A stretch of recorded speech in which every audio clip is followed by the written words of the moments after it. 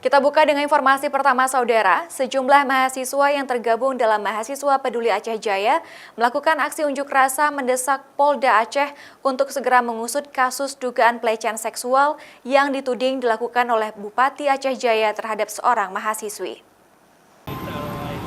Aksi unjuk rasa yang dilakukan sejumlah mahasiswa yang mengatasnamakan diri Mahasiswa Peduli Aceh Jaya berlangsung di Bundaran Simpang 5, Pusat Kota Banda Aceh, Rabu petang.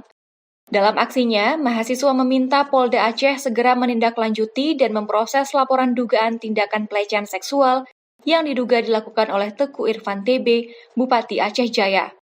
Aksi dilakukan mahasiswa dengan cara berorasi. Para peserta aksi ikut mengusung spanduk yang bertuliskan kecaman terhadap dugaan pelecehan seksual yang diduga dilakukan sang bupati terhadap mahasiswi.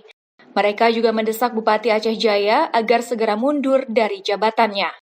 Sejauh ini, kasus pelecehan seksual yang diduga melibatkan Bupati Aceh Jaya terhadap seorang mahasiswi kini telah dilaporkan oleh kuasa hukum korban yaitu Yayasan Advokasi Rakyat atau YARA ke Ditreskrimsus Polda Aceh beberapa waktu lalu.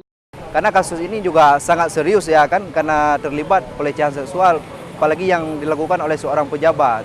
Pejabat itu berinisial I, seperti yang kita tahu bahwasanya banyak di media sosial telah beredar fotonya, dan juga itu disebutkan bahwa Bupati Aceh Jaya saat ini.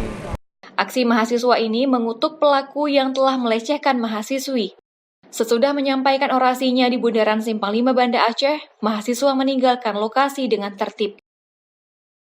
Raja Umar, Kompas TV, Banda Aceh.